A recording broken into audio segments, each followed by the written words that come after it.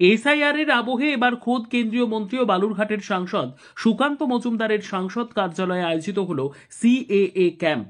এই ক্যাম্পের আয়োজন করে জেলা বিজেপি। বুধবার সকাল থেকেই সাংসদের অফিসে মানুষের উপচে পড়া ভিড় লক্ষ্য করা যায়। বিগত কয়েকদিন ধরে বিভিন্ন এলাকায় প্রচার চালিয়েছিল জেলা বিজেপি, যাতে সাধারণ মানুষ এই ক্যাম্পের পরিষেবা গ্রহণ করতে পারেন। বিজেপি নেতৃত্ব জানিয়েছেন, এই ক্যাম্পের মাধ্যমে সাধারণ মানুষকে সিএএ সংক্রান্ত প্রয়োজনীয় পরিষেবা দেওয়া হবে এবং আগামী দিনে জেলার বিভিন্ন প্রান্তে এরকম আরও ক্যাম্প আয়োজন করা হবে।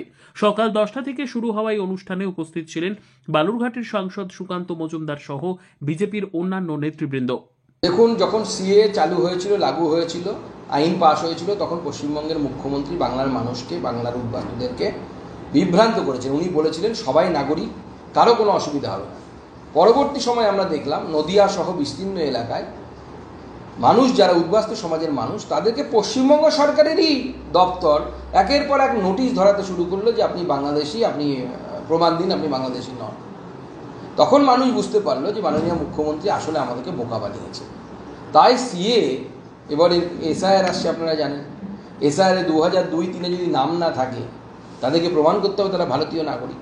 তাই আমরা এখন রাজ্যের বিভিন্ন জায়গায় সচেতনতা, সিএ সচেতনতা শিবির করছি এবং সেখানে মানুষকে আমরা হেল্প করছি। সিএ নিয়ে যে ভয়গুলো আছে, মানুষ ভাবে যে আমি সিএতে যদি ডিক্লারেশন দিয়ে আমি চাকরি করি, সরকারি চাকরি করি 2003 সাল থেকে, আর আমি যদি বলি আমি 2017 থেকে আমি সরকারি চাকরি করি, আর আমি যদি বলি আমি 2014 সালের আগে বাংলাদেশ থেকে এসেছি, তাহলে আমার চাকরিটা হয়তো চলে যাবে। আমরা সেটাই বোঝানোর জন্য চেষ্টা করছি, চাকরি যাবে না, কারো জমি কেনা থাকলে জমি যাবে না, কারো ব্যাংক অ্যাকাউন্ট বন্ধ হবে না।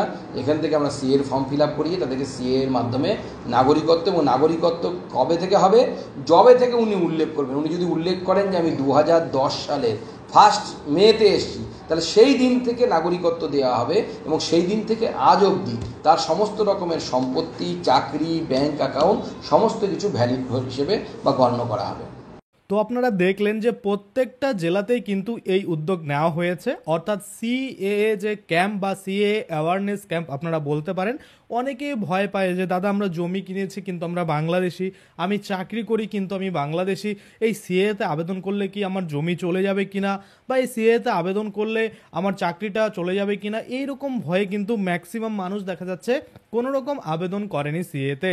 যার জন্য কিন্তু এই যে সিএএ অর্থাৎ সিটিজেনশিপ অ্যামেন্ডমেন্ট অ্যাক্টের অ্যাওয়ারনেস ক্যাম্প, সেটা যেরকম দক্ষিণ দিনাজপুর বালুরঘাটে হয়ে গেল, রায়গঞ্জেও হলো, উত্তর দিনাজপুরের রায়গঞ্জেও হয়ে গেল, এবার আমরা দেখব নদিয়া জেলার বিভিন্ন জায়গায় হচ্ছে।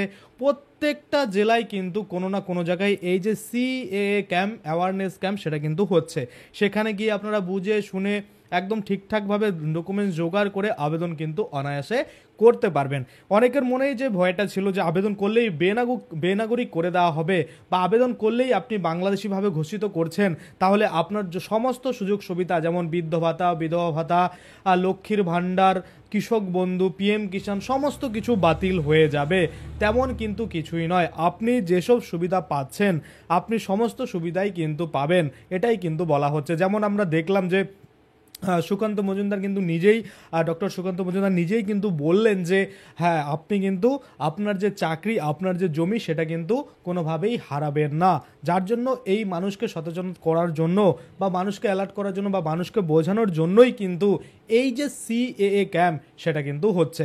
এটা শুধুমাত্র বালুরঘাটের মানে দক্ষিণ দিনাজপুরের বালুরঘাটে নয়, প্রত্যেকটা জেলাতেই হচ্ছে। যেরকম এখানে পরিষ্কার বলা হলো, কি বলা হলো, যে এই যে ক্যাম্প করার আগে তারা কিন্তু মাইকিং করেছে, টোটো করে মাইকিং, যে আপনাদের জানানো হয়েছে যে এই দিন এত সময়ে এখানে কিন্তু সিএ ক্যাম্প হবে।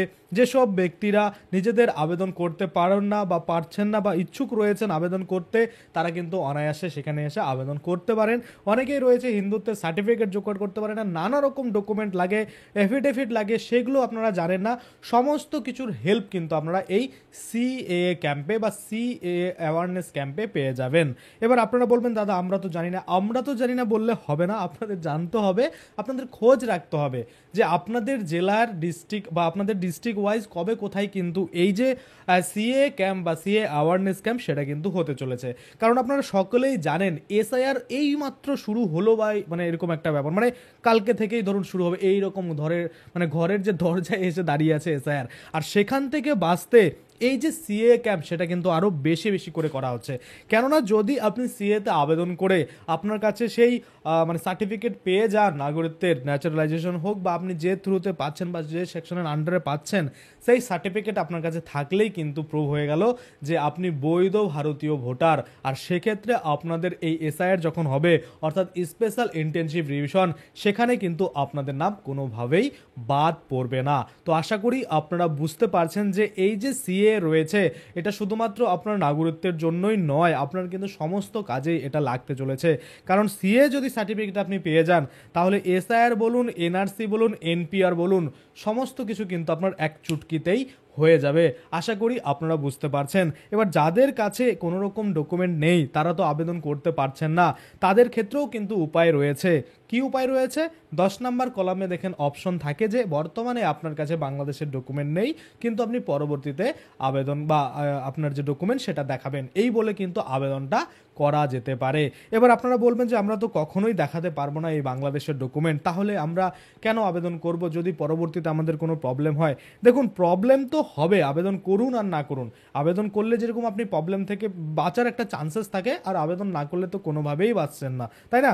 আর এখানে পরিষ্কার করে আপনারা জানেন বর্তমানে 2014 থেকে 31শে ডিসেম্বর 2014 থেকে বাড়িয়ে মানে 31শে ডিসেম্বর 2024 অবধি কিন্তু এই সিএতে ছাড় দেওয়া হয়েছে। বর্তমানে তারা আবেদন করতে পারছে না যারা 2014 সালে পরে এসেছে, কিন্তু পরবর্তীতে মানে মনে হচ্ছে যে আবেদন করতে কিন্তু তারা পারবে। এবং যাদের কাছে ডকুমেন্টস নেই তাদের কাছে অল্টারনেটিভভাবে কোনো একটা মানে উপায় কিন্তু অবশ্যই বের করবে, সেটা আমরা দেখব কি বের করে। এবং আরও একটা জিনিস, সেটা হচ্ছে এই সিএতে যারা আবেদন করতে ভয় পাচ্ছেন তারা আগে কিন্তু এই যে ক্যাম্পগুলো অ্যাটেন্ড করুন। সে আপনার ডিস্ট্রিক্টে না হোক, পার্শ্ববর্তী কোনো ডিস্ট্রিক্টে যদি হয়, আপনি যদি জানতে পারেন তাহলে সেখানে যান। সেখানে গিয়ে আগে আপনি টোটাল খোঁজ নিন যে কী বিষয়টা, কি করলে কি হবে, বা আইনটা যদি আপনি টোটাল দেখেন, ধরুন আপনার পিডিএফটা রয়েছে এই সিএ যে নিয়ম রয়েছে বা সিএ যে আইনটা রয়েছে, এই সিটিজেনশিপ আইনটা ভালো করে বাংলায় কনভার্ট করে পড়ুন যে কি বলেছে, এখানে কি এমন কিছু বলেছে কিনা যে আপনার নাগরিকত্ব চলে যাবে, বা এই আইনটা আসলে কি। তাহলেই কিন্তু আপনারা এই যে আপনাদের ভয় রয়েছে সেটা কেটে যাবে এবং আপনারা কিন্তু আবেদনটা অনায়াসে করে নিতে পারবেন। আমরা দেখেছি শুধুমাত্র চাকরিওয়ালা নয়, যারা এমনি রয়েছে তারাও ভয় পায় আবেদন করতে। বিশেষ করে আমি দেখেছি যেসব গ্রামের মানুষ রয়েছে তারা কিন্তু খুবই ভয় পায় যে তাদেরকে বেনাগরিক করে দেওয়া হবে, বাংলাদেশ পাঠিয়ে দেওয়া হবে, আরও এক্সট্রা একটা মানে এটিসি কিন্তু থাকে। তো এইরকম ব্যাপার আমরা দেখেছি যে শুধুমাত্র গ্রামে নয়, শহরের মানুষও ভয় পায় যারা চাকরি করে তারা। এবার বিশেষ করে আমি আপনাদের বলতে চাইবো, ইউনিভার্সিটির স্যার, তিনি একজন ছিলেন মতুয়া সম্প্রদায়, তিনিও কিন্তু বাংলাদেশি ছিলেন, উদ্বাস্তু ছিলেন, তিনি কিন্তু আবেদন করে এই সিএ এর মাধ্যমে নাগরিকত্ব পেয়েছেন। এরকম হাজার হাজার উদাহরণ রয়েছে। আমি আপনাদের কয়েকটা সার্টিফিকেটও দেখিয়েছিলাম যে এই ব্যক্তিরা এইভাবে আবেদন করে কিন্তু নাগরিকত্ব পেয়েছে।